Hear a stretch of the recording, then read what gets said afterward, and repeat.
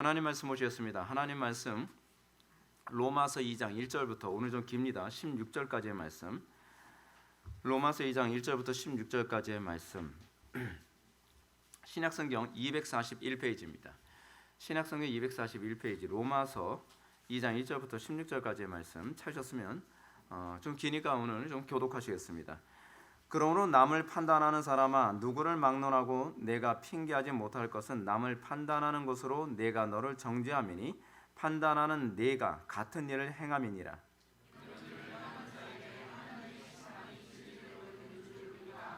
이런 일을 행하는 자를 판단하고도 같은 일을 행하는 사람아, 내가 하나님의 심판을 피할 줄로 생각하느냐.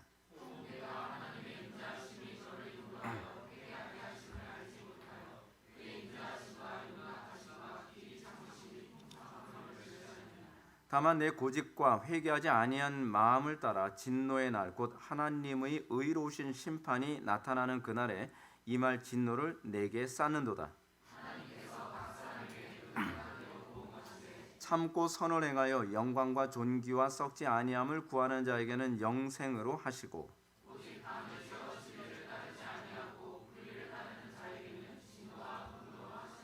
악을 행하는 각 사람의 영에는 환난과 곤고가 있으리니 먼저는 유대인에게요 그리고 헬라인에게며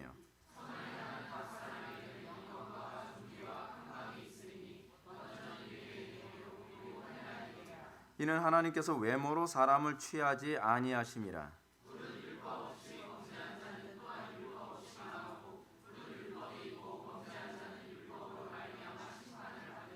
하나님 앞에서는 율법을 듣는 자가 의인이 아니요 오직 율법을 행하는 자라야 의롭다 하심을 얻으리니,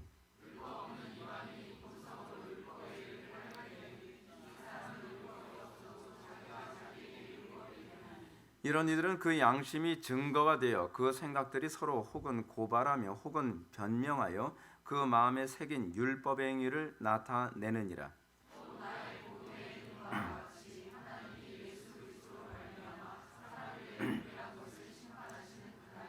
아멘.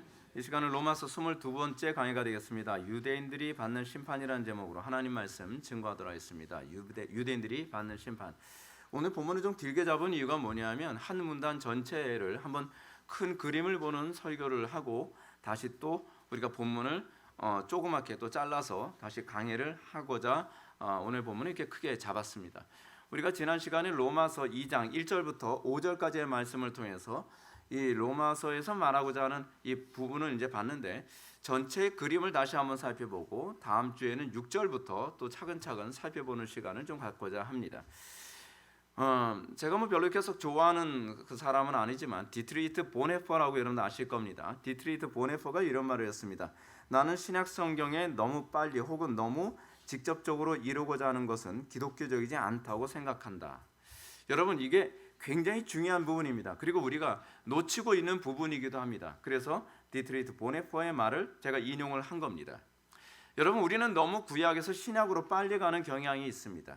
우리는 너무 쉽게 예수님을 믿는다는 고백을 하는 경향성이 있다는 얘기입니다. 디트리히트 보네퍼가 보는 관점에서조차도 우리가 율법으로 충분히 철저히 정죄되어지고 내 자신이 얼마나 전적으로 타락한 존재며 얼마나 전적으로 무능한 존재인지를 알기 전에는 우리는 믿음이 무엇인지 알 수가 없습니다. 마치 이건 무엇과 똑같습니까?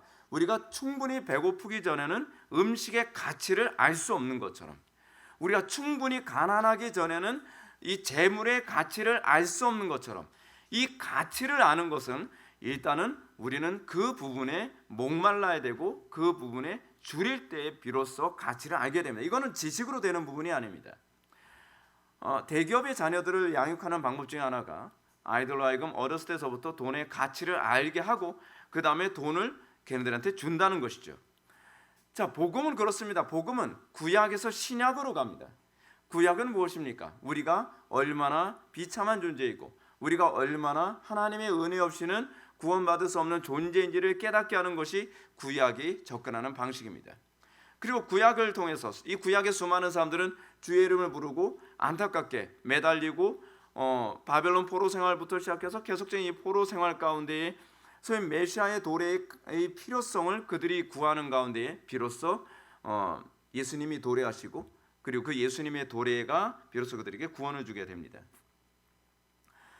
여러분, 율법을 통해 우리가 죄인임을 온전히 깨닫기 전까지는 신약의 이 복음을 우리는 납득하지 못합니다.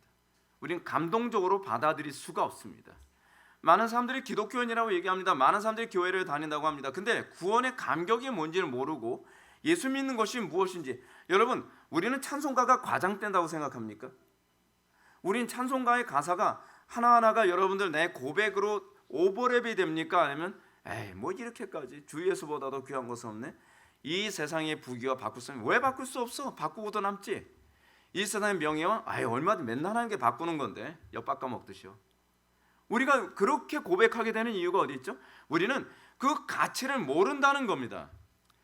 우리는 생명의 가치를 모르고 우리는 생명을 얻고, 우리는 돈의 가치를 모르고 돈을 너무 쉽게 얻고, 그래서 여러분 복권으로 얻은 그 돈은 그냥 한순간 다 써버리는 것 아닙니까?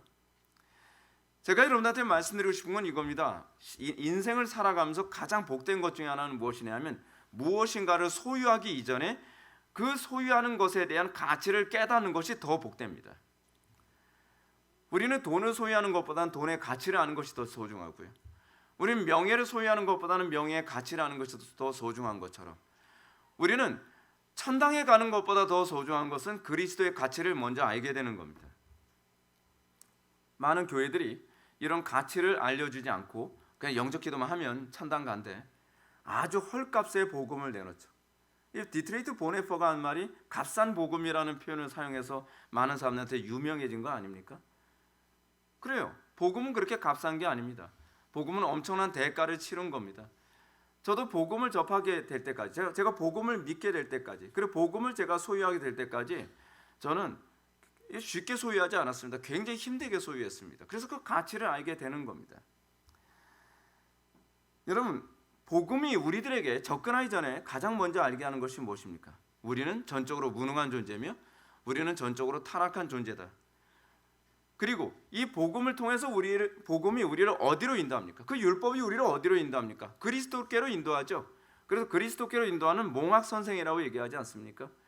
그리스도만이, 솔루스 크리스토스, 오직 그리스도만이 유일한 소망이고 오직 그리스도만이 유일한 생명이라는 것을 인식하게 될 때, 여러분 그 사람만 구원받은 겁니다.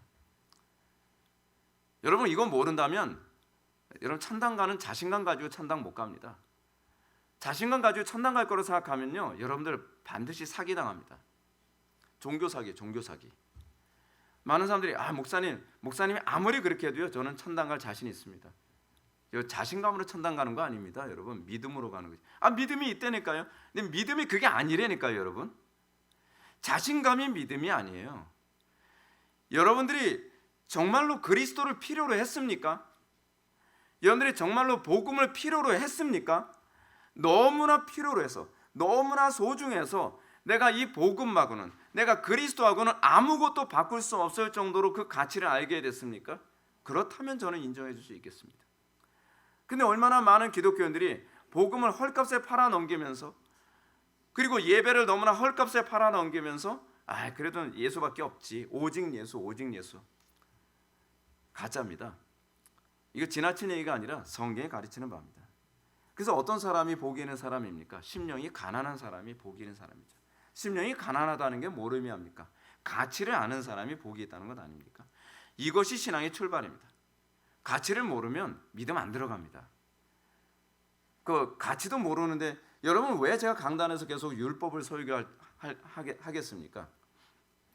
왜 여러분들 기분 나쁘게 여러분들 비참함을 드러내고 여러분들 무능함을 드러내겠습니까?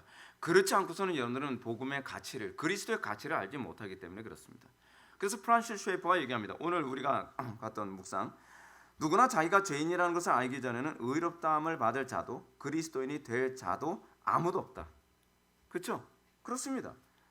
여러분들은 내가 죄인이라는 것, 나 죄인이지, 이렇게 가볍게 얘기하는 건 말고요, 여러분들이 지옥의 형벌에 떨어질 수밖에 없는 비참한 죄인이라는 것을 여러분 알게 됐습니까? 여러분들이 하나님의 은혜와 긍휼 없이는 살 수 없는 비참한 존재라는 걸 알게 됐습니까? 그래서 그리스도를 단 한순간이라도 놓치면 큰일 날 것 같다고 하는 그런 감각을 여러분들 소유하게 됐습니까? 그것이 아니라고 한다면 여러분들은 도대체 무엇을 근거로 해서 구원의 확신을 갖고 구원에 대한 자신감을 갖습니까? 그리스도에 대한 아무런 가치와 그리스도에 대한 소중함을 전혀 느끼지 못하는데요. 엿바꿔 먹을 수 있을 정도로 여러분 가치 없이 여기잖아요. 그리스도를요. 친구하고 약속 시간 있으면 얼마든지 버릴 수 있는 것이 여러분들 그리스도에 대한 가치 아닙니까? 그렇지 않아요? 돈 한 푼 더 벌기 위해서 여러분들 주일 성수 한 번 안 하고 그냥 그 장사하러 나갈 수 있을 것만큼 여러분 그리스도를 가치 없이 여기는 것 아닙니까? 근데 우리의 신앙의 선배들, 정말 구원을 받았다고 하는 우리의 신앙의 선배들은 목숨하고도 바꿨습니다. 재산하고도 바꿨습니다. 아브라함의 믿음이 무엇입니까? 네 아들 이삭을 바치라고 하니까 이삭을 바칠 정도로 그리스도를 소중히 여겼습니다. 그 신앙이죠. 거기에 그 가치, 우리가 그 가치를 인정할 때 안 믿는 사람들도 야, 예수 믿는 사람들은 뭔가 다르구나라고 얘기하는 것 아니겠습니까? 진심으로 하나님은요, 전심으로 자기를 찾는 자에게만 자신을 주신다고 말씀하고 계십니다. 근데 우리는 전심으로 주님을 찾아봤냐고요? 영적 기도한 거 그걸 신앙이라고 얘기합니까? 그거 면죄부죠. 면죄보다 가치가 없잖아요. 면죄부는 돈이라도 내죠. 영적 기도는 공짜잖아요. 공짜로 무슨 보험 든 것처럼요. 여러분 그런 식으로 구원받는 건 없습니다. 그런 식으로 구원받는다고 한 적이 없습니다. 오늘날 기독교 신앙의 문제는요, 여기서부터 진단되어야만 합니다. 오늘날 상당수 교회들은 결국 회중들이 영적 상태의 심각성을 알려주지 않습니다. 여러분 복음은 어디서부터 시작합니까? 우리가 얼마나 비참한 존재인지를 아는 것에서부터 시작하죠. 강단에서 해야 될 일이 무엇입니까? 자신감을 심어주는 것이 아니라 비참함을 알게 하는 겁니다. 여러분 공부를 속된 말로 더럽게 못하는 애가 있는데 걔한테 자신감만 심어준다 해서 공부를 잘하고 공부에 대한 가치를 알겠습니까? 아니죠. 내 비참함을 알 때 비로소 공부의 가치를 알게 되는 것처럼. 그렇죠? 근데 교회에서 어떻게 합니까? 사람들 떨어져 나갈까 봐. 여러분 그래도 천당 갑니다. 천당 갑니다. 여러분 제가 말씀드릴게요. 교회 나가도 지옥 갑니다. 그런 식으로 천당 가는 거 아닙니다. 예배당에 왔다고 천국 가는 거 아닙니다. 천주교가 그렇게 가르쳤다 그랬잖아요. 예배당 오면 다 천당 가는 것처럼. 그렇지 않습니다. 물론 교회 안에서 우린 그렇게 가르치죠. 우리가 죄인이라는 건 가르치죠. 어떻게? 피상적으로. 사람들 마음에 찔리지 않을 정도로, 불편하지 않을 정도로. 우린 죄인이죠. 예수님께서 우리 죄를 위해서 십자가에 못 박혀 돌아가셨습니다. 근데 영적 기도하면요, 죄 용서 받습니다. 구원파죠, 구원파. 여러분, 성경이 우리들에게 얘기하는 바가 무엇입니까? 성경은 율법을 통해서 우리는 오로지 그리스도 안에서는 소망이 없다는 것을 계속적으로 자각하게 하는 것입니다. 강단 설교가 궁극적으로 목표라는 바는 여러분들의 마음을 편안하게 해주고, 여러분들이 교회에 왔으니까 나는 교회만 오면 마음이 편해. 아니요, 교회에 오면 여러분들 마음을 불편하게 하는 것이 교회입니다. 그리스도 외에는 소망 두지 못하게 하는 것이 그것이 교회고 그것이 복음의 메시지입니다. 여러분 어떻습니까? 여러분들 복음 위에 다른 것에 마음 편하게 생각합니까? 천당하고 아무 관계없습니다. 복음이 궁극적으로 목표라는 바는 여러분들 알고 주의 이름을 간절하게, 누구든지 주의 이름을 부르는 자는 구원을 얻으리라라고 했던 것처럼 주의 이름을 간절하게 찾고 구하는 사람에게만 비로소 복음의 가치를 보여주십니다. 마치 우리는 이렇게 생각합니다. 하나님께서는요, 여러분들한테 너무 마음이 좋고, 그리고 하나님께서는 마치 여러분들 교회 안 나오면 손해보는 분처럼 생각을 하는 경향이 굉장히 많이 있습니다. 그래서 어떻게 해요? 야, 제발 좀 교회 좀 나와줘라. 근데 교회만 나와주면 그냥 공짜로 그냥 천당 보내줄게.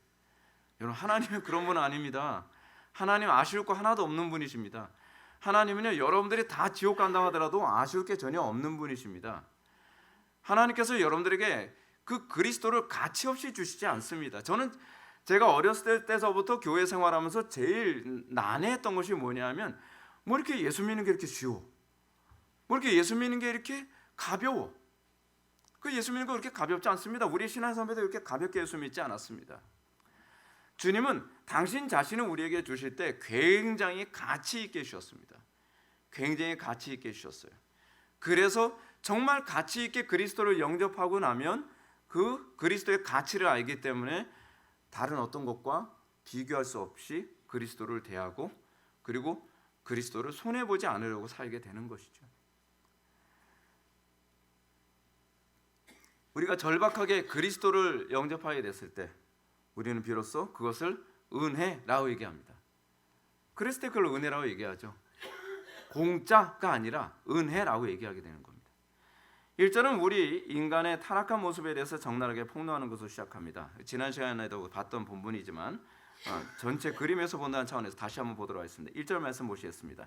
그러므로 남을 판단하는 사람아, 누구를 막론하고 네가 핑계하지 못할 것은 남을 판단하는 것으로 내가 너를 정죄함이니 판단하는 내가 같은 길을 행함이라.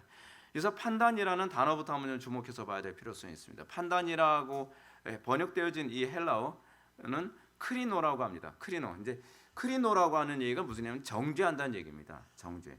크리노하고 되게 비슷하네. 그거하고 아무 상관없는 단어예요. 이 정죄한다 또는 심판한다라고 하는 그런 의미를 가지고 있습니다. 이 말은 유대인들이 율법을 가지고 다른 사람을 정죄함으로써 하나님의 자리인 심판자의 자리에 앉게 됐다는 것을 얘기합니다. 여러분, 우리가 다른 사람을 정죄하고 다른 사람을 막 심판하는 행위가 이게 하나님의 자리입니다. 그래서 여러분, 하나님의 자리로서의 예표로서 보여주는 것이 뭐냐면 판관이에요. 여러분, 판관기, 그러니까 사사기를 우리는 사사를 우리는 뭐라 그러니까 재판관이거든요. 근데 사사기에서 주제가 뭐냐면 진정한 사사는 여호와시라라는 얘기거든요. 그러니까 이 사사의 실질적인 오리지널은 바로 하나님이십니다. 그런데 하나님께서는 그 예표로서 각 지역 각 국가에 누구를 주시죠? 판사를 주시는 거예요. 판사. 왕, 제사장, 선지자라고 하는 저희 왕이나 우리 일단 대통령이죠. 그리고 판사 같은 위치는 사실은 하나님의 위치에 대한 예표적 자리입니다. 근데 그 자리에 앉아가지고 판결을 엉뚱하게 한다? 그 심판마다 마땅한 짓을 하는 거죠. 거기는 공정해야 됩니다. 왕만 공정해야만 하는 것이 아니라 판결을 하는 판사도 공정해야만 합니다. 근데 문제는 뭐냐면 여러분, 우리가 그 자리에 앉아서 다른 사람을 판단합니다. 여러분, 공정하게 판단합니까? 다른 사람을요? 여러분, 이게 얼마나 큰 심판의 거리인지 모릅니다. 상당 사람들이 교회에서 판단하지 말라 뭐 이런 얘기도 많이 듣죠. 근데 여러분들, 판단하지 말라라고 하는 말을 용어로 좀 정리합시다. 정죄하지 말라는 얘기입니다. 판단을 안 하면 여러분, 그게 사람입니까? 그렇지 않습니까? 여러분, 음식 먹을 때도 이게 먹을 음식인지 아닌지 판단해야 되잖아요. 여러분, 교회 안에서 목사님이 설교를 하는데 그 설교가 성경적으로 맞는지 맞지 않는지 판단해야 되잖아요. 성경적으로 틀렸는데도 여러분들 무조건 아멘 하는 것이 그것이 신앙입니까? 아닙니다. 여러분, 판단하지 않으면 누가 좋아할 것 같습니까? 이단이 좋아하죠. 이단이 좋아합니다. 그래서 여러분, 하나님의 말씀을 바르게 증거하는 사람일수록 회중들의 판단을 두려워하지 않습니다. 여러분, 예수님의 말씀에 대해서 사람들이 질문하고 판단하는 것에 대해서 예수님이 기분 나빠하지 않으셨습니다. 오히려 어떤 사람이 그걸 싫어하냐면 거짓된 선지자들이 항상 판단하는 걸 싫어합니다. 굉장히 기분 나빠합니다. 미가야 시대 때도 그러지 않았습니까? 거짓 선지자들이 계속 거짓 예언을 하니까 미가야 선지자가 야, 니네들 거짓 예언한다라고 판단하니까 굉장히 기분 나빠하잖아요. 근데 우리의 신앙의 선배들은 하나님의 말씀을 증거하는 것에 관해서 성도들이 판단하는 걸 두려워하지 않았습니다. 오히려 여러분, 베레아 교인들에 관해서 성경은 뭐라고 얘기합니까? 베레아 교인들은 신사적이어서 사도들이 하나님의 말씀을 증거하면 그것이 그런가 그러하지 아니한가 상고하여 보고 판단하는 거죠. 그렇게 여러분, 성도들이 옳고 그름, 신학적으로 맞나 틀리냐를, 성경적으로 맞나 틀리냐를 판단하지 않으면 교회는요, 이단만 득실득실해질 뿐입니다. 진리는 당당합니다. 진리는 누가 판단하는 것을 두려워하지 않습니다. 왜냐하면 자기는 정당하니까. 오히려 교회가 진리 안에 바로 서지 못하니까 자꾸 다른 사람이 판단하는 게 두려워지는 겁니다. 여러분, 문제는 이겁니다. 히브리서 기자가 얘기하는 것처럼 장성한 자는 지각을 사용함으로 연단을 받아 선악을 분별하는 자들이라고 분명히 얘기합니다. 지혜로운 사람들이 어떤 사람입니까? 선악을 분별하는 사람들입니다. 기독교인들이 여러분 선악을 분별하지 못하면 그럼 누가 분별하겠습니까? 세상 사람들이 분별해 주길 바랍니까? 세상 사람들한테 뭘 분별을 원합니까? 모든 걸 상대주의적 관점으로 보는 사람들이요. 기독교만이 옳고 그름에 대한 선이 분명합니다. 세상은 점점 상대주의적으로 모든 것을 판단하려 합니다. 그런 가운데서 우리가 판단하는 걸 포기해버리면 어떻게 하겠습니까? 문제는 상당수 기독교인들이 이것이 죄인지 아닌지, 무엇이 죄인지를 모릅니다. 분별 못하는 게 죄입니다. 판단하는 게 죄가 아니라 판단을 안 하면, 분별을 안 하면 그것이 오히려 죄입니다. 거짓말에 속지 마십시오. 우리는 무엇이 옳은가 무엇이 그른가를 분별해야만 합니다. 근데 뭘 하지 말라는 겁니까? 다른 사람을 정죄하지 말라는 겁니다. 교회 안에서 정죄하게 되면 사랑이 식어집니다. 정죄는, 심판은 하나님의 몫입니다. 근데 하나님의 몫에 있는 것을 어떻게 우리가 자꾸 하려고 합니까? 근데 교회 안에서 정죄할 수 있는 권한이 주어진 조직이 있죠. 당회입니다. 당회. 당회는 교회 안에서 죄를 저질렀을 경우에 당회에서 공정하게 이 부분을 판단을 해서 그 사람의 치리를 하고 그 사람에 대해서 죄책을 묻기도 하죠. 그래서 여러분, 교회 안에서 만약에 당회에서의 판단을 난 못 믿겠다라고 하게 되면 상위 그 기관에 이런 데서 항소할 수 있습니다. 그 어디예요? 그 바로 노회예요. 노회에 항소했는데 그것도 우리가 억울하다 하게 되면 총회에 항소할 수 있습니다. 여러분, 이게 기독교입니다. 원래 장로교의 시스템이 민주주의 시스템하고 거의 똑같습니다. 실제로 민주주의 시스템이 장로교 시스템에서 나온 것이기 때문에 그래요. 자, 근데 이제 문제가 우리가 정당하게 판단하거나 클리노할 수 없다고 하는, 정당하게 정죄할 수 없다고 하는 부분을 이렇게 얘기합니다. 첫 번째로, 우리는 다른 사람을 정죄하는 것은 성숙한 자의 몫이라는 부분입니다. 그래서 당회에게 맡기는 거예요. 당회는 뭐죠? 성숙한 장로들과 그리고 담임 목사님을 통해서 판단할 거라고 믿기 때문에 그런 겁니다. 자, 한 가지 예를 한번 들어봅시다. 2000년 2월 달에 2월 12일 기사에 10대 소녀 2명이 윤락행위 방지법 위반으로 입건된 사건이 신문에 실렸습니다. 사람들이 야, 애가 들어가지고 말이야, 요즘 여자애들 10대 애들이 이렇게 원조 교제나 하고 막 그래요. 근데 실제로 그렇게 우리가 쉽게 판단하거나 정죄할 문제가 사실은 아니었거든요. 근데 이 신문 기사가 실리고 난 이후에 주변 사람들의 정죄에 시달려서 이 여자애가 둘이 동반 자살을 했습니다. 부산의 어떤 아파트 15층에서 투신 동반 자살을 한 거예요. 이 기사, 그리고 기사가 또 실렸습니다. 이 두 소녀가 자살한 이유가 무엇인가? 이 소녀가 유서를 썼습니다. 이렇게 썼어요. 내가 저지른 일을 감당할 수 없어 이렇게 갑니다. 부모님 볼 면목이 없습니다. 그리고 이렇게 썼습니다. 아버지 약값을 위해 아르바이트를 구하려 했지만 아무도 도와주지 않았습니다. 그래서 어쩔 수 없이 내 순결을 포기할 수밖에 없었습니다. 우리가 겉으로 보여주는 것만 가지고 사람을 정죄할 수 있습니까? 우리가 모든 걸 다 할 수 있습니까? 아, 율법을 어겼네, 간음했네, 도둑질했네, 뭐 사기를 쳤네, 거짓말했네, 그것만을 가지고서 판단할 수 있는 문제는 아니죠. 이것을 가장 공정하게 심판하실 수 있는 분은 하나님밖에 없습니다. 물론 제가 이것이 정당화될 수 있다고 얘기하는 건 아닙니다. 정당화될 수 있는 건 아닙니다. 적어도 우리 기독교 관점에서는 정당화될 수 없습니다. 그럼에도 불구하고 우리가 특정한 어떤 사람의 죄에 대해서 우리가 정죄를 할 때에 그것이 굉장히 신중해야 되고 성숙한 태도 안에서 이루어져야 된다는 것을 제가 말씀드리고자 합니다. 우리는 교회 안에서 정죄를 해야 돼서는 안 되지만 그럼에도 불구하고 분별은, 판단은 할 수 있어야만 합니다. 그렇지 않으면 교회가 진리 기둥과 터의 기능을 잃어버리기 때문에 그렇습니다. 이 부분과 관련해서 제가 한 가지 또 간증할 게 하나 있습니다. 제가 인하대학교 근처에 조그만 개척교회를 좀 섬긴 적이 있었습니다. 뭐 무보수로 제가 섬긴다고 갔었는데 얼마나 제가 마음이 많이 힘들었는지 모릅니다. 그 교회 목사님이 매번 설교하시는데요.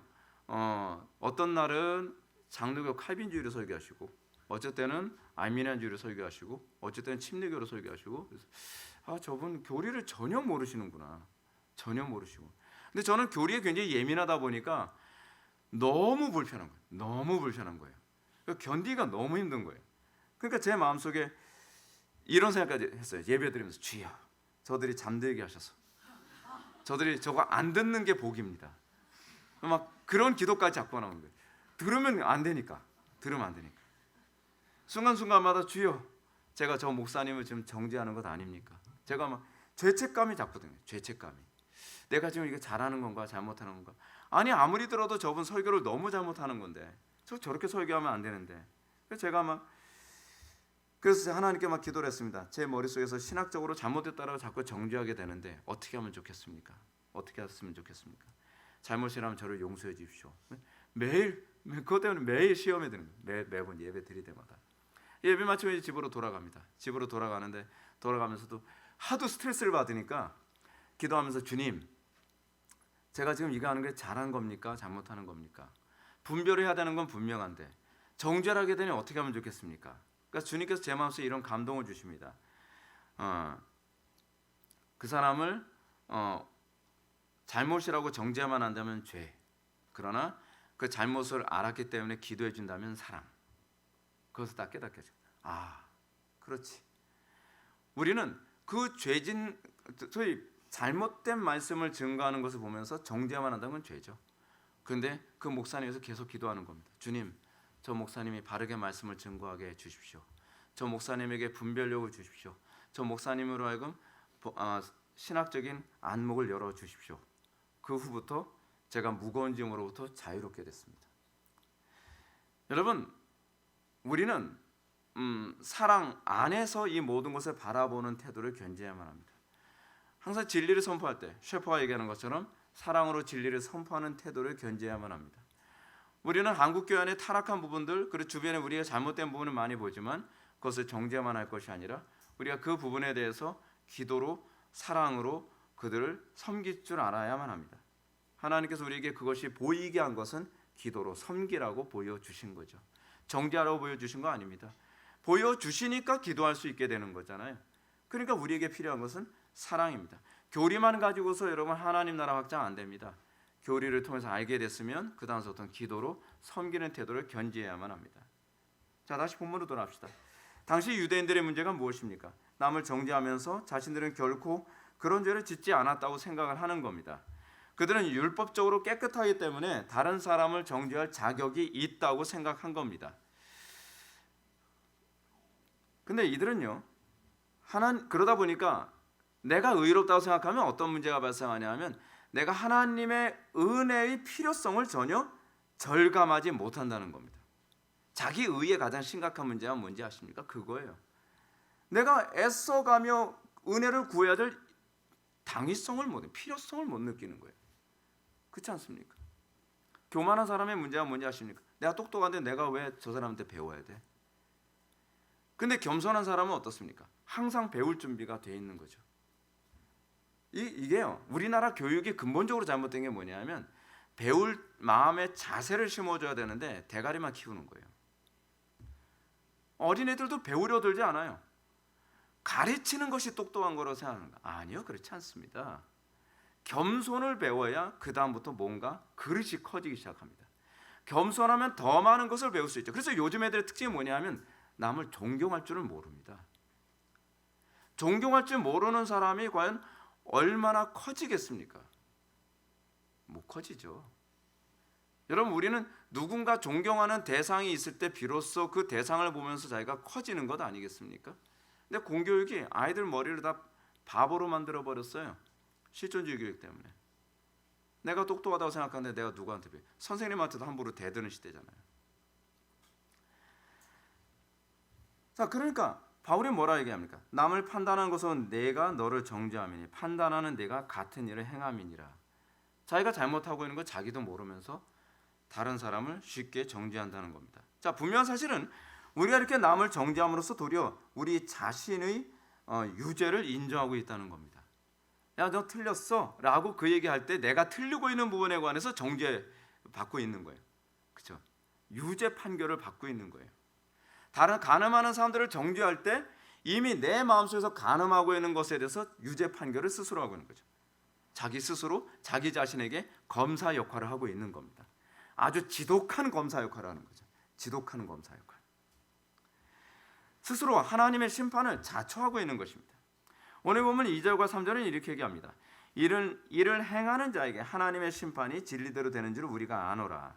이런 일을 행하는 자를 판단하고도 같은 일을 행하는 사람아, 내가 하나님의 심판을 피할 줄로 생각하느냐. 하나님의 심판은 우리가 남을 정죄함으로 이미 결정되고 있는 겁니다. 여러분, 우리는 과연 하나님의 심판대 앞에 섰을 때 우리가 죄인이라고 검사 역할하는 존재는 누굴 거라고 생각합니까? 예수님이 거라고 생각하십니까? 아니면 성령님이 거라고 생각합니까? 아닙니다. 우리 자신입니다. 그것이 성경이 가르치는 바입니다. 우리의 자신이 우리의 입으로 우리의 죄를 직고하리라라고 얘기하죠. 근데 우리는 그 정죄를 이미 어디서 봤냐 하면 우리의 삶 가운데서 이미 끊임없이 내가 내 자신을 이렇게 클리노 정죄하고 있습니다. 어느 정도로요? 남의 눈에 티까지 다 봐가면서 속속들이 아주 지독한 검사 역할을 자기 자신에게 스스로 해내고 있는 거예요. 그래서 여러분, 예수님께서는 뭐라고 얘기합니까? 다른 사람의 죄를 용서하지 않는 자가 동일한 심판을 받게 될 것이라고 말씀하고 계시지 않습니까? 우리가 다른 사람을 정죄하는 데 능숙하다면 아직 우리가 하나님의 진노 앞에서 회개케 하심을 아직 알지 못함을 입증하는 겁니다. 우리는 다른 사람의 죄를 보면서 내가 얼마나 끔찍한 죄인이었는지를 오히려 깨닫게 되는 대상이 되어야 되는데, 우리는 스스로 자기 자신을 재판석에 세워서 자신의 죄를 매일같이 고발하는 검사의 역할을 스스로 해내고 있다는 겁니다. 아주 멋지게 해내고 있죠. 아주 천재적으로 해내고 있는 겁니다. 우리가 타인을 정죄하면 우리는 더 똑똑한 사람인 것처럼 보이는 것처럼 생각하죠. 우리가 다른 사람을 정죄하면 내가 더 의로운 사람인 것이라고, 의로운 사람으로 보일 것이라고 착각을 하죠. 그런데 우리는 다른 사람을 정죄할 때 이미 우리는 하나님의 심판대 앞에서 이미 정죄를 받고 있다는 것을 자꾸 착각을 하고 있습니다. 그걸 모르고 있는 겁니다. 우리는 우리 자신의 죄를 구석구석 들춰내고 있는 겁니다. 뭘 통해서요? 우리 주변 사람들과의 관계 안에서, 가족들과의 관계 안에서 우리의 죄를 스스로 구석구석 잘도 들춰내고 있습니다. 4절을 보면 이렇습니다. 혹 내가 하나님의 인자하심이 너를 인도하여 회개하게 하심을 알지 못하여 그의 인자하심과 용납하심과 길이 참으심이 풍성함을 멸시하느냐. 하나님의 회개케 하심을 알게 됐다면 우리는 내가 다른 사람들보다 조금 더 나을 것이 없는 죄인이라는 것을 점점 더 선명하게 보게 될 것입니다. 자기 엉덩이에 붙은 똥을 못 보는 개가 다른 개의 엉덩이에 겨가 붙은 거 보면서 손가락질 하는 것에 관해서 우리는 굉장히 그 속담으로 많이 얘기하지 않습니까? 그게 우리의 모습이죠. 그 예수님께서는 이걸 이렇게 말씀하시죠. 자기 눈에 들보는 못 보면서 남의 눈에 티는 잘 본다는 거죠. 여러분, 그런 사람들에게 과연 어떻게 거룩과 성화를 기대할 수 있겠습니까? 여러분, 우리는 우리의 성화가 사실은 우리 주변 사람들과의 관계 안에서 내 자신의 죄악됨을 보면서 또 회개로 가게 된다는 걸 알고 계십니까? 근데 우리는 그렇지 않습니다. 우리가 하나님의 은혜를 맛봤다고 한다면 오히려 죄인들의 모습을 통해서 내 속에 동일한 죄가 작용하고 있다는 것을 깨닫고, 그래서 두렵고 떨림으로 오히려 그 죄인들을 위해서 기도하게 되는 것이죠. 한국교회를 위해서 우리가 기도할 수밖에 없는 것, 한국교회 수많은 목회자들을 위해서 우리가 기도할 수밖에 없는 것은 사실 그것입니다. 우리가 그 죄로부터 자유로운 존재가 아니라 우리도 동일한 죄성을 가지고 있다는 것을 그 모습을 보면서 똑같이 느껴서 탄식과 기도가 나올 수밖에 없는 거죠. 여러분, 우리가 다윗이라고 하는 인물을 볼 때 여러분들은 안 그럴 거라고 여러분 장담할 수 있겠습니까? 장담 못합니다. 왕이 돼봤어야죠, 우리가. 그렇지 않습니까? 근데 우리는 어떤 태도를 견지합니까? 살인으로 감옥에 들어온 사람이 고성방가로 감옥에 들어온 사람을 욕합니다. 이게 우리의 모습입니다. 그럼 여러분들, 실제로 감옥은 그렇습니다. 실제로 감옥은요, 죄가 크면 클수록 큰 소리 치는 게 감옥입니다. 그렇죠? 살인죄 저지른 사람이 제일 큰 소리 치죠. 너 사람 몇 명 죽여봤어? 폭력죄로 온 것이 이게 어디서 까불어? 이거를 무슨 일종의 별단 거로 생각을 하잖아요. 근데 여러분, 그게 문제가 교회 안에서도 동일하게 일어나고 있다는 것 알고 계십니까? 우리도 동일한 죄를 저지르고 있음에도 불구하고 마치 자기는 그 죄를 저지르지 않는 것처럼 다른 사람을 크리노할 때가 얼마나 많냐는 겁니다. 베드로가 예수님을 인격적으로 처음 만났을 때 그에게 나타났던 반응은 나는 죄인으로소이다라는 고백이었습니다. 이 고백은 하나님의 회개케 하심을 아는 신앙인의 모습입니다. 자신이 극악한 죄인임을 인식하지 못하고 있다면 그는 아직 복음을 통해서 내가 죄인이라는 것을 잘 모릅니다. 강팍합니다. 하나님의 구원의 은혜, 즉 회개케 하심을 알고 있는 사람은 자신을 향하여 여전히 인자하심과 용납하심과 길이 참으심의 풍성함을 보이시는 하나님에 대한 감사가 있습니다. 그것을 압니다. 하나님께서 나를 참 오래 참아주시는구나. 하나님께서 길이 참아주시는구나. 나를 용납해 주시는구나 라고 하는 걸 알게 됩니다. 그래서 루터가 얘기한 것처럼 우리는 어떻게 고백합니까? 나는 의롭게 된 죄인이지 저 사람보다 더 의로운 사람은 아니야 라고 생각을 하게 되는 것이죠. 하나님의 인자하심과 용납하심과 길이 참으심의 풍성함을 모르는 사람은 믿음으로 얻는 구원이 모름이 아닌지 모릅니다. 믿음으로 얻는 구원이 마치 방종을 장려하고 있다고 생각을 합니다. 그럼 믿음으로 구원 얻는 거지 행위로 구원 얻는 건가? 라고 얘기하는 거예요. 믿음으로 구원을 얻는 거죠. 근데 믿음으로 구원을 얻으면 어떤 일이 생깁니까? 나 같은 사람을 용납해 주시고 나 같은 사람을 참아 주시고 나 같은 사람을 인자하게 대해 주시는 그분에게 뭐로 반응하게 돼 있어요? 감사로 반응하는 것이죠. 내가 무엇으로 보답을 할까요? 라고 고민을 하게 되어 있는 거죠. 이것이 복음을 알게 된 사람들에게 나타나는 반응 아닙니까? 그 감사가 있어야죠. 근데 감사가 없잖아요. 믿음으로 구원을 받았다고 하는데 오히려 못된 모습만 자꾸 보이면서 행위로 뻣뻣하게 그래. 행위로 구원받나요? 뭐 믿음으로 구원받는 거지. 이렇게 이 톤으로 나오는 사람은 구원받지 못한 거라고 저는 생각해요. 이게 제 생각이에요. 제 생각. 근데 문제가 뭐냐면 이런 사람들의 특징이 뭐냐면요. 구원에 대해서는 관심이 있는데 구원받은 삶에 대해서는 관심이 없습니다. 여러분들이 여러분 마치 이거하고 똑같잖아요. 여러분 결혼이 목적입니까? 결혼의 삶이 목적입니까? 결혼한 사람은 결혼한 삶에 관심을 갖지 결혼에 관심 갖지 않습니다. 그렇지 않습니까? 근데 우리가 구원을 받았다고 하는데 구원의 삶에는 관심이 없고 그냥 구원에만 관심을 갖는 거예요. 이런 차원에서 프란시스 셰이퍼가 한 말을 다시 한번 좀 인용합시다. 셰이퍼는 이렇게 얘기합니다. 그리스도인이 된 후에는 중생의 사건에만 마음을 두어서는 안 된다. 중생의 문제를 작게 보아야 한다. 영적으로 태어난 후에는 영적으로 사는 것이 중요한 일이다.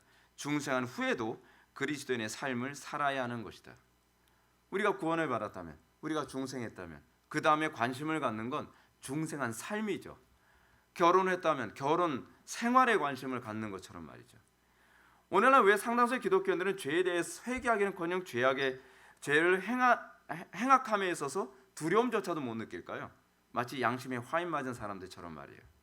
그 이유는 하나님의 회개케 하심, 즉 구원의 은혜가 무엇인지를 알지 못하기 때문에 그렇습니다. 결혼을 안 했으니까 결혼 생활에 관심이 없는 것처럼 구원을 안 받았으니까 구원의 삶에 관심이 없죠. 그러니까 맨날 그 소리 합니다. 목사님 꼭 그렇게까지 살아야 되나요? 여러분 결혼한 사람에게 꼭 그렇게까지 살아야 되나요? 라고 얘기해야 되면 뭐라 그럽니까? 말 거치도 않은 소리 하지 마 그러잖아요. 결혼했으면 당연히 나와야 되는 부분. 근데 결혼했음에도 불구하고 결혼 이전과 동일하게 생활한다면 그건 심각한 거죠. 근데 이것에 관해서 전혀 개념이 없어요. 기독교인들이. 제가 설교하면서 화가 날 때가 뭐냐면 안 믿는 사람들이 기독교인들보다 더 예의가 있어요. 예배에 참석하거나 그럴 때. 왜냐하면 그 사람들은 기본적으로 예배라는데 처음 참석해 보면 경외심이나 조심성이라는 게 있잖아요. 근데 일단 이상한 게 머릿속에 들어갔어요. 믿음으로 구원받지 행위로 구원받나? 라고 하는 이상한 사고가 머릿속에 들어가고 난 다음부터는 그냥 구원만 받으면 그 다음부터는 막 나가도 된다고 생각하는 사고방식이 밑바탕에 깔려버린 거예요. 그러니까 기독교인들이 쓰레기가 되는 거죠. 구원받았다 그러면 더 이상 돈 터치에 손을 댈 수가 없어요. 손을 댈 수가요. 그러면서 기분 나쁘면 그냥 교회 옮기면 그만이지 그렇게 생각하는 거 아닙니까? 여러분 그냥 옮겨도 상관없는데요. 옮겨도 여러분 구원 못 받습니다. 여러분들이 구원을 받는 건 복음 때문에 구원을 받는 거지 그 교회 때문에 구원받는 건 아니에요. 여러분들이 그 복음을 거부하기 위해서 교회를 옮긴다면 여러분들은 어느 교회를 가도 그 복음은 거부할 겁니다. 그렇다고 한다면 여러분들 구원을 못 받는 거죠. 논리적으로. 그렇지 않습니까? 그러므로 바울은 5절을 통해서 이렇게 말합니다. 다만 내 고집과 회개하지 아니하는 마음을 따라 진노의 날 곧 하나님의 의로우신 심판이 나타나는 그날에 임할 진노를 내게 쌓는도다. 구원받은 하나님의 백성에 대한 특징은 자신의 죄인됨에 민감해지고 하나님의 말씀에 강팍하지 않고 회개로 반응하는 것입니다. 그러나 거듭나지 못한 사람은, 믿음이 없는 사람이죠. 이런 사람은 자신의 죄악에 대해서 둔감합니다. 그래서 자꾸 자기 죄에 대해서 자기 자신한테 변호합니다. 뭐 이럴 수도 있죠. 근데 다른 사람의 죄에 대해서는 동일한 변호를 갖다 대지 않습니다.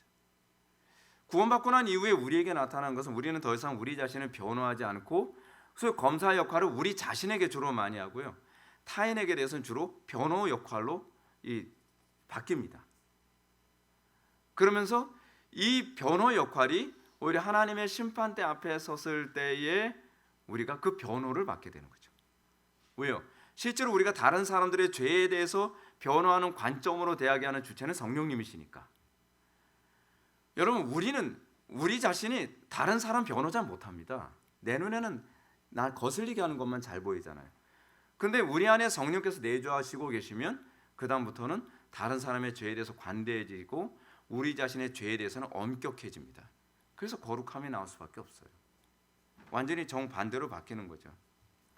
그렇게 함으로써 우리의 삶이 이전과 다른 삶의 모습을 보일 수밖에 없는 것입니다. 누가복음 18장에 보면 자기를 의롭다 믿고 다른 사람을 멸시하는 자들에게 예수님이 비유로 말씀하시는 장면이 나옵니다. 그래서 예수님은 바리새인과 세리를 서로 비교하면서 누가 하나님 앞에 의롭다함을 받은 사람일까? 라고 질문을 던집니다. 그래서 구원이 율법적 행위에 있지 아니하고 자신의 죄인됨을 깨닫는 모습에 있음을 잘 보여줍니다. 구원이 어디서 시작한다고요? 율법의 행위에 있지 아니하고 내 죄인됨에 대한 깨달음에서부터 시작돼요. 바리새인들은 이렇게 기도합니다. 서서 따로 기도하여 이르되 하나님이여 나는 다른 사람들 곧 토색 불의 간음을 하는 자들과 같지 아니하고 이 세리와도 같지 아니함을 감사하나이다. 나는 일에 2번 금식하고 또 소득의 11조를 드리나이다. 여러분, 바리새인의 특징이 무엇입니까? 내가 잘한 것만 자꾸 떠올리는 거예요. 그렇죠? 근데 이 세리는 이렇게 얘기합니다. 멀리 서서 감히 눈을 들어 하늘을 우러러보지 못하고 다만 가슴을 치며 가로되 하나님이여 불쌍히 여기시옵소서 나는 죄인으로소이다 하였느니라. 주님이 이 두 사람을 대조하신 후에 예수님은 다음과 같은 결론을 내리십니다. 이에 저 바리새인이 아니고 이 사람이 의롭다 하심을 받고 그의 집으로 내려갔느니라. 어떤 사람이 의롭다함을 받겠습니까? 여러분, 우리는 어떤 태도를 견지합니까? 우리는 하나님 앞에서 내가 잘한 것만 잘 보입니까? 그렇지 않으면 잘못한 것만 더 많이 보입니까? 마음속에 성령의 조명을 받았으면 내 속에 있는 죄됨이 더 선명하게 보이지만 내 마음이 어두우면 나는 내 속에 죄는 안 보이고 내가 잘한 것만 자꾸 보이는 겁니다. 그래서 이런 사람의 특징이 뭡니까? 자기의가 굉장히 강하죠. 자기의가 강하니까 여러분, 이런 사람에게 무슨 성화를 기대할 수 있겠습니까? 그렇지 않아요? 우리가 뭘 해도 그렇잖아요. 운동을 해도 그렇고 자기가 잘하는 것만 떠올리고 자기가 잘못하는 부분을 떠올리지 못한 사람은 실력이 절대로 발전하지 못합니다. 어떤 사람이 실력이 발전합니까? 내 부족한 것을 아주 꼼꼼하고 냉정하게 바라볼 수 있는 사람만이 진짜 발전 가능성이 있지 않습니까? 근데 자기 자신이 잘한 것만 바라보고 자기 자신의 잘못한 건 전혀 들여다보지 못해요. 그런 사람에게 무슨 성화를 기대하며 그런 사람에게 뭐 새로운 걸 기대할 수 있겠습니까? 그래서 그리스도인들은 자기 자신의 부족함을 잘 들여다보는 사람이기 때문에 매사에 발전이 없을 수가 없습니다. 이것은 종교적인 영역뿐만 아니라 삶의 모든 영역에서 자기 자신의 부족함이 잘 보입니다. 그래서 그리스도인은 어느 시대든지 탁월했습니다. 요즘 기독교인이라고 하는데 안 탁월하잖아요. 그거 신앙이 없어서 그래요. 신앙이 들어가면 항상 부족하다고 느껴요. 항상 부족하다고요. 바울은 6절부터 10절까지의 말씀을 통하여 자기 의에 사로잡혀 다른 사람들을 정죄하는 사람들의 보응이 어떤 것이냐 알려줍니다. 그래서 선을 행하는 자와 악을 행하는 자는 세리와 바리새인과 같은 사람들을 대조하는 것인데 11절은 이렇게 얘기합니다. 이는 하나님께서 외모로 사람을 취하지 아니하심이라. 하나님께서는 외모로 행위로 사람을 취하지 않습니다. 뭘로 취하십니까? 그 마음속에 하나님 사랑, 이웃 사랑이 있었느냐, 그 마음속에 성령님이 거하셨느냐, 거하시지 않았느냐. 여러분들 하나님이 보시는 관점으로 여러분들 자신을 들여다보십시오. 여러분들 마음은 성령님이 거하고 계십니까? 여러분들 마음은 사랑이 있습니까? 문제는 우리는 내 껍데기를 보는 걸 너무 좋아한다는 겁니다. 근데 이게요, 삶의 라이프 스타일에서 다 드러나요. 여러분, 로마 가톨릭의 부패성의 특징이 무엇입니까? 껍데기 치장하는 걸 되게 좋아하잖아요. 그래서 종교가 부패하면 부패할수록 겉을 화려하게 치장하고 뭔가 이쁘게 보이는 것에 주로 관심을 많이 갖습니다.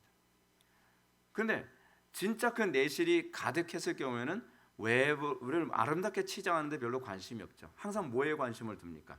하나님의 임재가 있느냐 없느냐, 이 예배가 살아있느냐 죽어있느냐, 강단에서 바른 말씀이 증거되느냐 그렇지 않냐, 공동체 안에 사랑이 있느냐 없느냐에 주로 관심을 갖잖아요.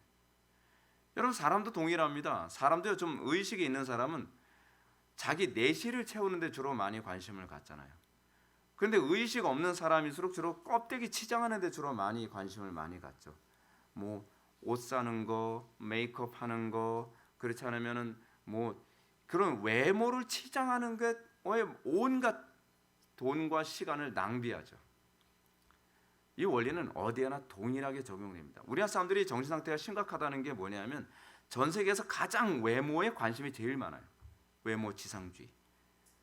그게 그만큼 속이 텅 볐다는 얘기입니다. 그 서구 사회 안에서 사람들의 의식 수준이 높을수록 그 사람들은 외모보다는 항상 내실에 관심이 많잖아요. 그건 당연한 거예요. 그건 너무나 당연한 겁니다. 그렇다고 해서 여러분 외모를 추리하게 하고 다니라는 얘기는 아닙니다. 저는 외모 추리하게 하고 다니는 거 별로 안 좋아합니다. 자, 6절부터 10절까지의 말씀을 한번 보시면 이렇습니다. 하나님께서 각 사람에게 그 행한 대로 보응하시되 참고 선을 행하여 영광과 존귀와 썩지 아니함을 구하는 자에게는 영생을 하시고 오직 당을 지어 진리를 따르지 아니하고 불의를 따르는 자에게는 진노와 불의로 하시리라. 악을 행하는 각 사람의 영에는 환난과 곤고가 있으리니 먼저는 유대인에게요 그리고 헬라인에게며 선을 행하는 사람에게는 영광과 존귀와 평강이 있으리니 먼저는 유대인에게요 그리고 헬라인에게로다. 바울은 하나님 앞에서 죄인의식을 가지고 항상 회개하심에 응하는 사람들에 대해서 이렇게 얘기합니다. 참고 선을 행하여 영광과 존귀와 썩지 아니함을 구하는 자. 여러분, 바른 신앙을 가진 사람의 특징이 뭐예요? 믿음 있는 사람들에게 나타나는 특징을 바울이 뭐라고 얘기합니까? 참고 인내가 있습니다. 참고 어떻게 해요? 선을 행하는 건 여러분 인내 없이는 못합니다. 조금 하는 척은 할 수 있죠. 그런데 여기서 뭐래요? 참고 선을 행하여 무엇을 추구해요? 영광과 존귀와 썩지 아니함을 구합니다. 영광과 존귀와 썩지 아니함. 여러분, 제가 교회가 타락하면 뭘 주로 추구한다고요? 썩어 없어질 것에 주로 관심을 많이 갖죠. 아니, 주님 오시면 다 없어질 건데 썩어 없어질 것에 치장하고 그것에 낭비하고 세월을 보내요. 근데 그 속에 영원한 것이 있는 사람들은 어떻습니까? 영광과 존귀가 썩지 아니함을 구합니다. 우리 모든 성도님들이 항상 여기에 관심 갖게 되기를 바랍니다. 영광과 존귀와 썩지 아니함. 근데 자기 자신의 죄인됨을 깨닫지 못하고 구원받지 못한 사람들이 나타나는 특징을 바울은 뭐라 얘기하냐면 오직 당을 지어 진리를 따르지 아니하고 불의를 따르는 자라고 먼저 규정을 합니다. 여기서 진리를 따르지 아니하고에 해당하는 헬라어는 아페이데오라고 하는 헬라어를 사용하는데 영어로는 disobey입니다. 죽어라고 순종을 안 하는 거예요. 불순종. 그리고 진리를 믿지 아니하고 불순종하는 것을 말하는 거라고 한다면 또 불의를 따르는 자라는 말은 페이도라고 하는데요. 불의에 순종한다는 의미예요. 그러니까 믿음이냐 아니냐를 구별하는 중요한 시금석이 뭐냐면 순종하는 사람이냐 불순종하는 사람이냐에 관한 문제예요. 뭐 이렇게 따지기 어려우면 나는 순종을 잘하느냐 불순종을 잘하느냐로 보시면 됩니다. 여러분 그러니까 사무엘서 15장에도 그 얘기가 나오잖아요. 순종이 제사보다 낫고 라고 하는 부분. 순종이 제사보다 낫다는 얘기가 순종이 제사보다 더 월등하다 그 얘기가 아니라 순종이 곧 제사라는 얘기죠. 순종이 곧 믿음이란 얘기입니다. 그 한국교회 교인들이 순종은 죽어라고 안 하면서 행위로 구원받나요? 믿음으로 구원받지? 목사님 그 행위 구원 얘기하는 거 아닙니까? 이게 바울이 항상 뭐라고 얘기합니까? 믿어 순종케 하나니. 바울은 항상 믿음과 순종을 동의어로 봅니다. 순종하지 않으면 야고보서에서 뭐라 얘기합니까? 순종하지 않는 너는 도대체 내 믿음을 무엇으로 입증하겠느냐라고 얘기합니다. 입으로요? 그거는 믿음이 아니죠. 믿음이 아닙니다. 자신을 의롭다 하고 다른 사람을 정죄하기 좋아하고 회개하기 싫어하는 사람, 다른 사람을 정죄 잘하는데 문제는 자기 자신도 순종하지 않고 회개하기를 좋아하지 않아요. 이런 사람은 오늘 본문은 오직 당을 지어 진리를 거부하고 불의에 헌신된 사람이라고 얘기합니다. 결국 율법적으로 사는 사람이 오히려 어떻다는 겁니까? 더 진리를 거부하는 사람으로 나타난다는 겁니다. 이런 사람에게 하나님께서는 뭐로 그들에게 보응하시느냐? 노와 분으로 한다는 겁니다. 각 사람의 영에는 환난과 곤고가 있을 거라는 겁니다. 외적으로는 어떤 식으로 하나님께 심판하신다는 거예요? 환난으로. 내적으로는 어떻게 심판하신다는 거예요? 곤고함으로. 우리가 고집과 강팍함으로 하나님 말씀에 복종하지 않을 때 우리에게 나타나는 것이 환난입니다. 환난. 끊임없이 고난이 멈추질 않습니다. 그리고 그것으로 끝나는 것이 아니라 그 마음속에 곤고함을 어떻게 감당할 수가 없습니다. 공허함을 감당할 수 없어요. 여러분들 예수 제대로 믿고 있다면 여러분들 속에 공허함은 없어야만 합니다. 곤고함이 없어야 돼요. 근데 예수를 믿는데 뭔가 항상 공허해요. 그건 좀 심각한 문제가 있는 거죠. 이제 사도 바울은 12절 말씀부터 하나님의 심판은 의로우시며 공평하다는 사실을 모세의 율법과 관련해서 전개합니다. 무릇 율법 없이 범죄한 자는 또한 율법 없이 망하고 무릇 율법이 있고 범죄한 자는 율법으로 말미암아 심판을 받으리라 라고 이렇게 얘기합니다. 바울은 범죄한 사람은 유대인이건 이방인이건 그들이 모세 율법을 가지고 있건 가지고 있지 않건 관계없이 망하거나 심판을 받을 거라고 얘기합니다. 왜냐? 하나님 앞에서는 율법을 듣는 자가 의인이 아니요 오직 율법을 행하는 자라야 의롭다 하심 없기 때문에 그렇습니다. 근데 그 율법을 행한다고 하는 건 겉으로 얘기하는 율법이 아니라 마음의 율법입니다. 어떤 사람이 하나님 앞에 의로움을 받습니까? 마음을 다하고 뜻을 다하고 목숨을 다하고 힘을 다하고 지혜를 다해서 하나님을 사랑하고 이웃을 내 몸처럼 사랑하는 것, 그것이 바로 여기서 얘기하는 율법을 행하는 자예요. 이게 아니면 그 사람은 하나님의 백성이라고 얘기할 아무 논리적 근거를 갖고 있지 못한 겁니다. 근데 유대인들의 문제는 뭐냐면 겉으로는 율법을 그럴싸하게 지킵니다. 겉으로는 율법을 그럴싸하게 지키는데 그 마음속에는 하나님에 대한 사랑과 이웃에 대한 사랑이 전혀 없다는 것이 문제예요. 바울은 그 부분에 대해서 적나라하게 얘기하는 겁니다.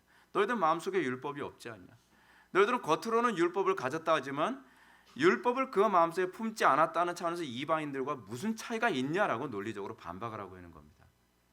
이방인들에게도 율법이 있죠. 이방인들 나름대로 그 마음속에 율법이 있는데 그들은 행하지 않아요. 근데 유대인들은 특징이 뭐냐면 표면적으로 율법이 있는데 그 마음속에 율법이 없어요. 그렇다면 너희들은 이방인하고 차이가 없네라고 논박하고 있는 겁니다. 심각한 거죠. 우리가 잘 아는 것처럼 로마 교회 안에는 유대교에서 개종한 그리스도인들과 헬라인에서 개종한 그리스도인들이 있었습니다. 그래서 바울은 유대교에서 개종한 그리스도인들이 헬라인 그리스도인들을 율법으로 정죄하는 것을 문제시하고 있는 겁니다. 왜 그렇습니까? 이로 인해서 교회 안에 분파와 갈등이 쉬지 않았기 때문에 그래요. 이것으로 인해서 당을 짓고 진리를 거부하고 불의를 따르는 자들이 여러분 왜 당을 왜 짓는지 아십니까? 당을 짓는 이유가 뭐냐면 율법을 그러니까 하나님의 명령을 지키지 않기 위해서 하나님의 율법을 지키지 않는 사람들하고 하나의 공동체를 형성을 해가지고 지지 기반을 만들기 위해서 자꾸 당을 짓는 거예요. 그래서 성경은 끊임없이 당을 짓는 것에 대해서 굉장히 정죄를 많이 해요. 여러분 사람들 그렇잖아요.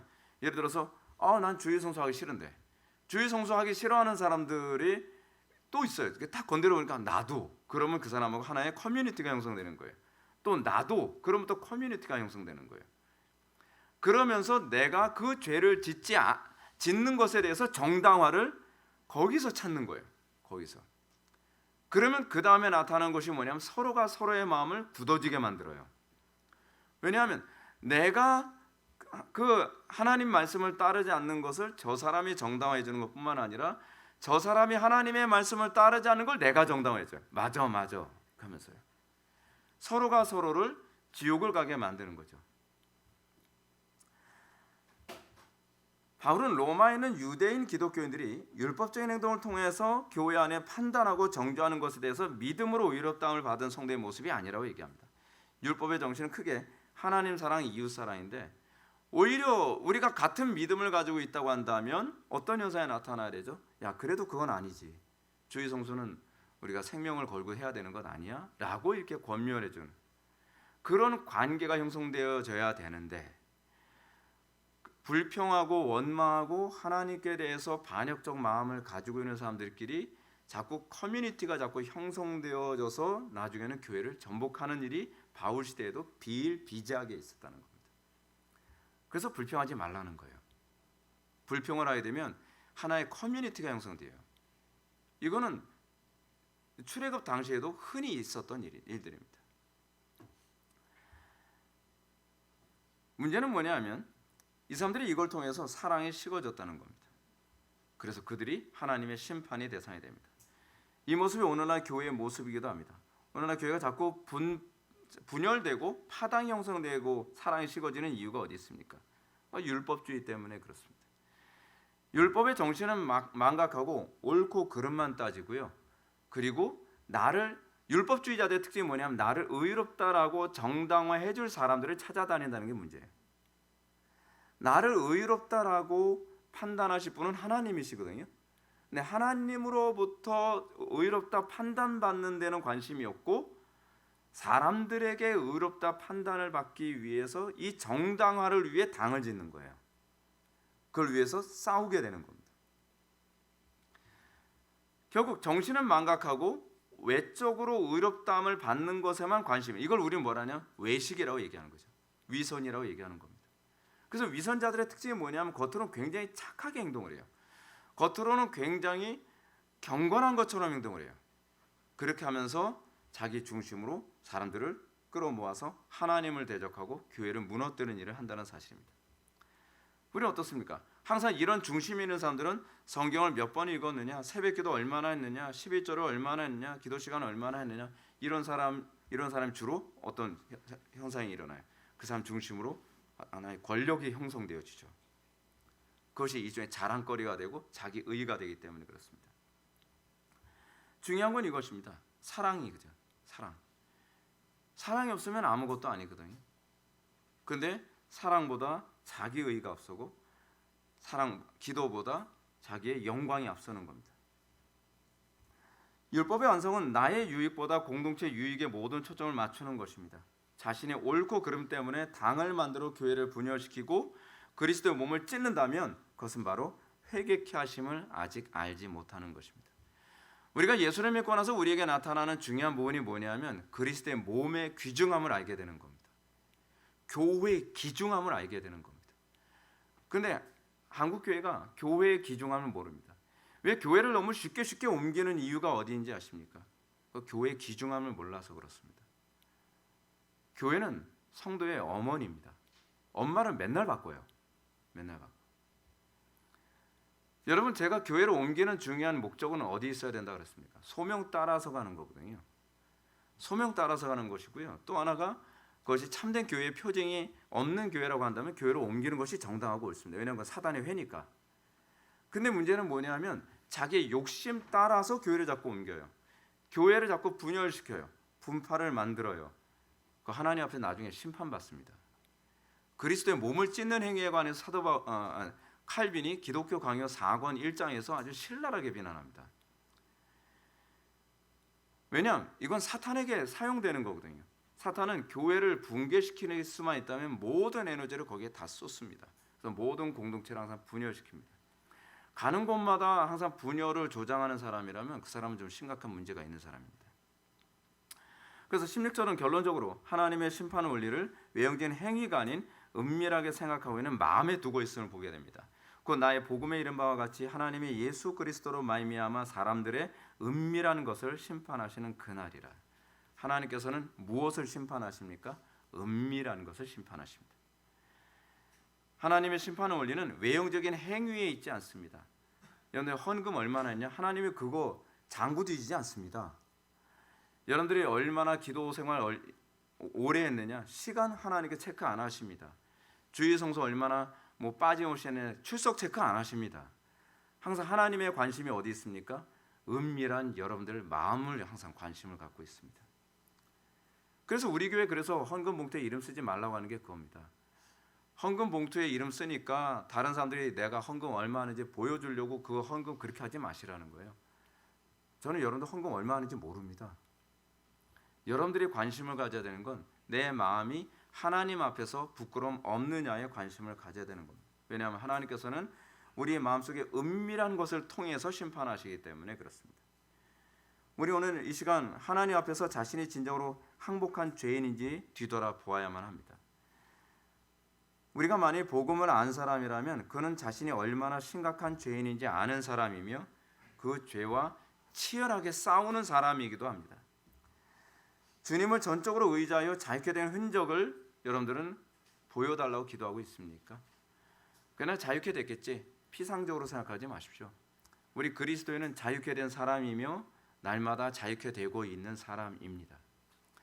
여러분들이 여전히 여러분들의 죄성에 대해서 자유함을 모르고 여전히 그 죄성 안에서 계속 노예로 살아가면서도 구원의 확신을 가지려고 하지 마십시오.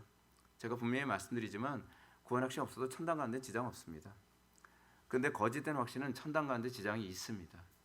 그래서 제가 여러분들에게 끊임없이 냉정하게 여러분들이 내가 진정으로 진리 안에서 자유케 된 존재인지 내가 하나님의 영광을 위해서 살아가는 데 관심 있는 존재인지 항상 관심 가지라는 겁니다.